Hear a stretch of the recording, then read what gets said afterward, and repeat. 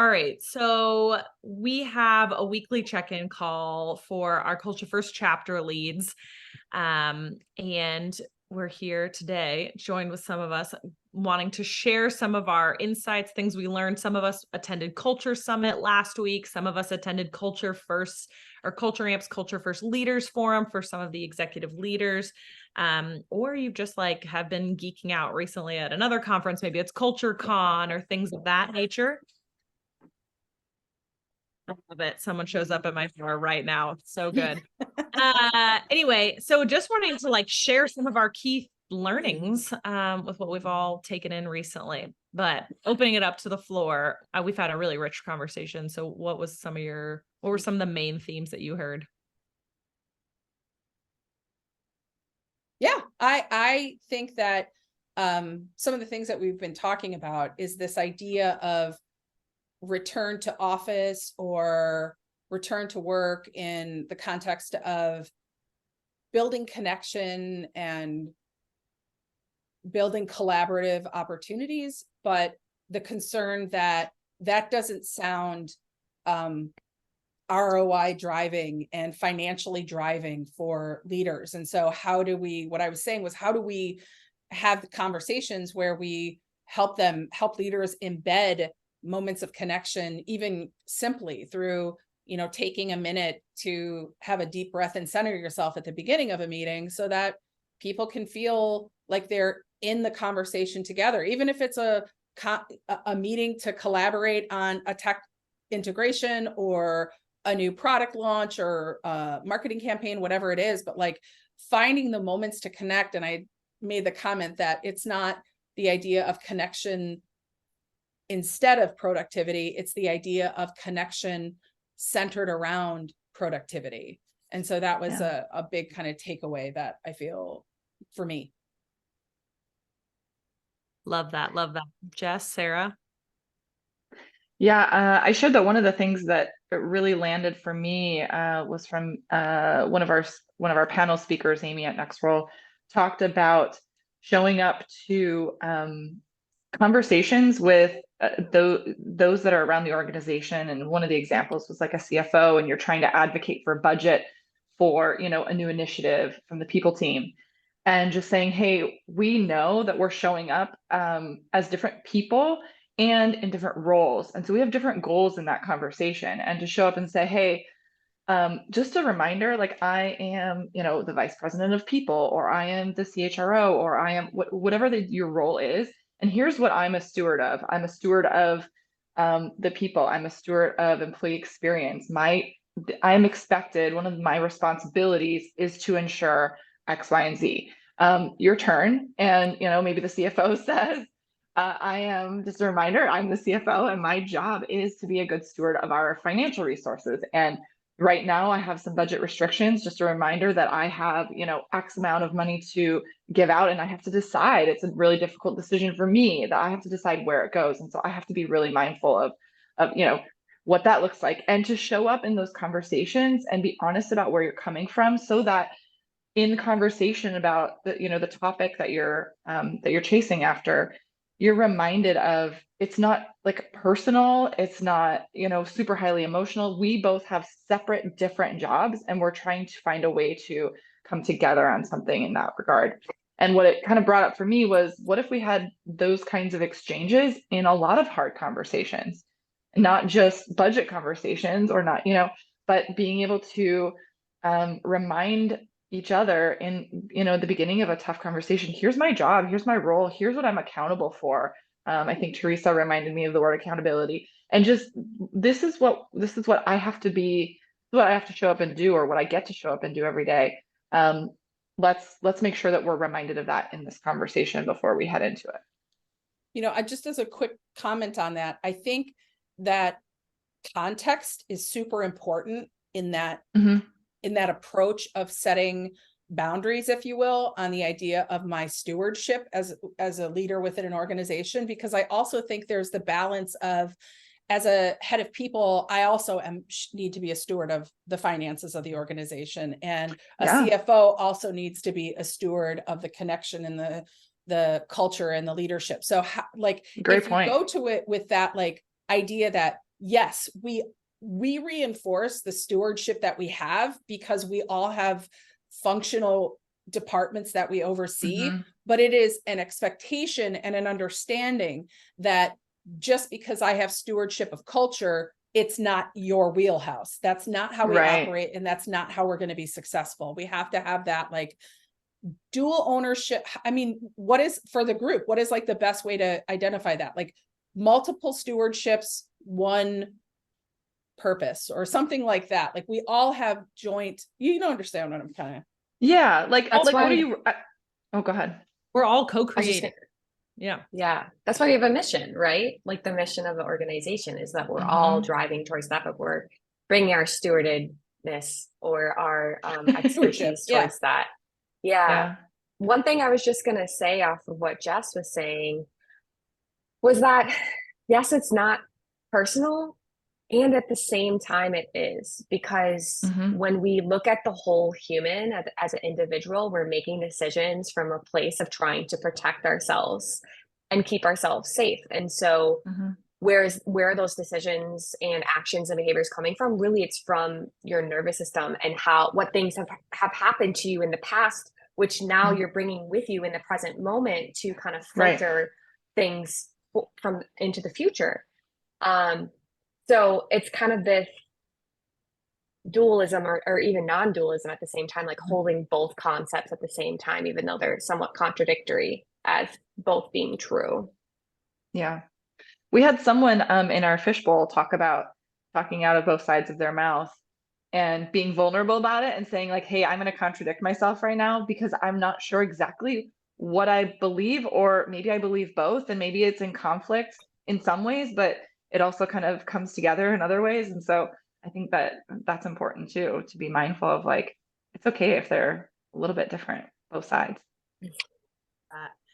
Some of the things that are still resonating for me are like how, so many people have gone, have had layoffs, and we've kind of gone back to the basics of like, what's the ROI of culture? How do we advocate for getting a budget within our organization? Yeah. Work. Whereas like, we're still like, DEI work matters, and like, it's not free and it's not cheap and we need a budget to do it, and it's justice work. And it's like, yes, let's do that work. Let's also hold each other accountable and measure things so we can track progress. And like, we're kind of now at a phase where we're like teaching HR practitioners who generally haven't been analytical, and needing to have science to be able to prove their point. But like, now we're seeing like, we're basically trying to level up our industry to help these individuals be organizational psychologists and people scientists, to get the data and analytics back to their team and being able to tell stories to the data, which is like a really cool shift that we're kind of back to the basics, but I think it's going to make our industry even stronger. Hey, Jess. Yeah. At the same time, I'm going to do like a 2-second diversion of storytelling. When Yeah. I first got into the post-collegiate work world, my first like kind of real job, I worked for assisted living, and my role initially was but it was marketing and putting together pamphlets and brochures and stuff like that. And I eventually transitioned into a training and development role. And so it was my first opportunity to do that. I was 24-ish years old. And my job was to go into assisted living communities and work with the property management teams, the community managers, and basically teach them to sell assisted living. And I used to laugh about this like challenge of, okay, I'm supposed to go into with these people who are probably in their mostly in their late 50s. And the job that they took was to like love old people. Like they just wanted to love on old people. And I was like, go in and tell people like, what would it cost to ensure your mother's safety? And like all of this, like sales techniques for these people who were just like, And I kind of correlate that to some HR leaders I know who have come up, not necessarily in the, like, I just want to love on people, because I don't think that's the case, but we've been focused on like building structure, creating organizational alliance, kind of organizational design, supporting our employees, building them up. And now we've got this like whole requirement to be data analysts. Every product platform is like, let me tell you, HR leader, all of the analytics you're going to get on the back end of that. But I've been in that seat and like look at that data and like, I don't know what to do with this. And so I think that they're one of the good conversations with a lot of tools coming out to help us with that, whether it's AI or whatever, but like, we don't have to sit there and like, I guess my point is, we don't have to sit there and tell HR leaders, you have to be this thing that's counter to what your purpose is. It's aligning it with tools that are available and conversations that need to happen and getting kind of leaders aligned in a way that's not like be everything to everybody, because we're just not going to be successful in that endeavor. And I think we've been trying to. That was the other part I Yeah. was going to bring up too, which is like at the Leaders Forum, Doug, the CTO at Culture Amp, basically said like, you're not going to get replaced by AI. A lawyer's not going to get replaced by AI, but a lawyer who uses and leverages AI is going to replace you. And that's the same thing with HR. It's like, like use these tools, use technology, use data to help us do our jobs better. And being able to lean into that was another part that I want to share. And the last thing that really resonated for me over the last couple of weeks is just like that return to work versus return to office. Like one, the language of that, like we've been at work this whole time. And so let's not be insensitive. We are trying to push to returning to the office. And so Justin, the chief people officer at Culture Amp, basically was talking about like, the organizations that can create a commute worthy experience are going to be considered successful. Like we've traditionally gone outside the org to connect, but now we're like trying to figure out how do we bring people back in, and it's not just a free lunch.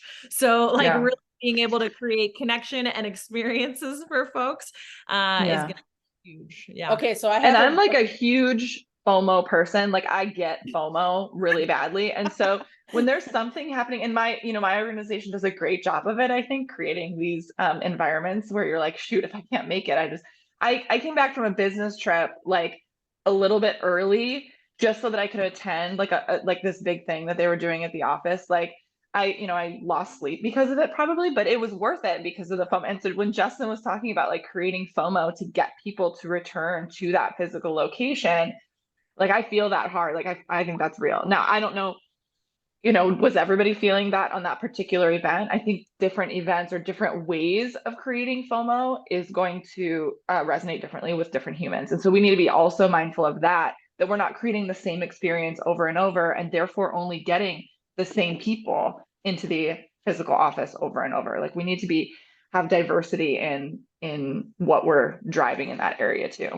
They talked about that. I can't remember which speaker, I'd have to go through my notes, but they were talking about that at Culture Summit, this idea of how do you create equity in positive experience, not just for the companies that are trying to get people to return to a physical space, but for companies that are either fully remote or, more importantly, the companies that are hybrid. So, you want to create a sense of like, we want community together. We want to be in community together physically. But there are some people that, hey, during COVID, I moved to Florida and I can't come in for that event. How do you create parity, if not equality in that experience? And I'm curious, if we went around, I don't even know what my answer would be, but if we're saying like, hey, let's create a sense of FOMO, you're a small company, you don't have a creative team, you don't have an events team, you're an HR leader of one, of which I know a lot of people are, I've been there myself. Like, what are the ideas that HR could, or people leaders could sit around the C-suite and say, hey, everyone, I know we're talking about getting people here. Here are 2 ideas that I think we could implement that would create a sense of wanting to be here versus having to be here. So like as a group of the 4 of us, what are some ideas? Go. I will share, we had a HR and people and culture roundtable for our OC chapter of Culture First just a couple weeks ago. And the topic was, connection in a distributed workforce. Like, how do we build connection? And one of the ideas that I shared, again, from my own experience, was we have an opportunity to participate. It's not required, but you can kind of throw your name in the hat and say, I want to participate. And we'll draw names, 3 people across different roles and responsibilities. So that's, you know, it could be leaders, it could be non-leaders, it could be different departments or whatnot. We draw this name, the 3 names, and they have a meeting, a lunch, and it doesn't have to be in person, right? It could be a virtual lunch, and the company pays for like a DoorDash or an Uber Eats or something like that. And we have a conversation that starts with, how would you put together your perfect day? What would that look like? And so you learn so much about the other people, you know, around the table, and get to have so much conversation. And it really create, you know, reduces the barrier to entry to like connection. And then what we're supposed to do, and you talked about this earlier, Teresa, was then bring this back to a meeting that was already on the calendar. And we're going to just spend like 30 seconds each sharing something that we learned in that connection time, so that others have an opportunity to learn and connect with that person as well. And I created a wonderful new friend in that process, and would have not probably have created that on my own. And so I think it's one way. I think we all would have like a lot of different ideas. That's one way that we talked about in that roundtable recently. I have an idea to use AI to ask this question, and then post your answers to those questions in whatever format we choose to post this on, whether it's LinkedIn or whatever, because it stays live and the comments stay live. So I think this could be like what do they call that when you get a bunch of people who are sharing ideas together? Yeah, like a crowdsource list of like ways that HR leaders could take as their own and kind of steal them. And say, hey, here are 5 ways that we could create really cool sense of connection without it having to be an event, without me having to do the heavy lifting, without it being about, but like truly connection and a sense of energy in your office. Because that's what makes the FOMO, right? Like, I don't want to miss the fun. I don't want to miss the connection. I don't want to miss talking to my friends. And I could keep going on. I know we got to go, but like, you know, the idea of retention when friends exist within an office is very high. How do we build friendships in a space that, you know, a lot of times those people either will never been in a room together or whatever. Right. So I'd love to see what kind of crowdsource stuff we come up with. Okay. Yes, please I would love that too. And I also would be curious what some generative AI would spit out. Yeah. Okay, so winding us down here, just like closing thoughts in like 1 to 2 sentences, like what do you wish you could tell people in our industry right now, or not even in our industry? I'll tie it into what we've just been talking about. The organizations that can create a commute-worthy experience are the ones that are going to be successful in terms of retention, employee engagement. I do believe that. I'll go out with something that Damon said: conversations are currency. Love that. Rich. Teresa, Sarah? I'll defer to Sarah. Sarah's gonna say people need to process their trauma. I'm just kidding. I mean, yes, and that we need to continue to focus on the humanness. Yes, we need ROI of DEI and wellness. However, like, we already looked at all that. We know. So let's just build from a place of that inner knowing that it will lead us to where we need to go. Yeah. I think my takeaway is there are so many amazing, talented, interested, engaged leaders in the people space wanting to invest and create great workplace experiences, whether that's at home, remote, you know, hybrid, and that treating people as individuals, whether that's investment in DEI, BA, or any other facet that makes, you know, mental health challenges that we're all dealing with and trauma since over the past 3 years, that there are a lot of people putting forth effort to create great workplace. And I just want to applaud that. I think it's hard work. I've been there. I'm there now. It's hard work, and it's great to have people to commune with in this kind of space to make you feel like you're not alone in doing that work. Yeah. Oh, I love that. Yeah. Community. Yeah. Yes. I'm so grateful. Hashtag community. So grateful. This has been a fun geek out, and I Yeah. once again, thank you. And I don't know, let's do this. Let's do more of this. Yeah. Yeah. It was great. All right. Cheers to co-creating a better world of work, y'all. Bye. Bye. Bye.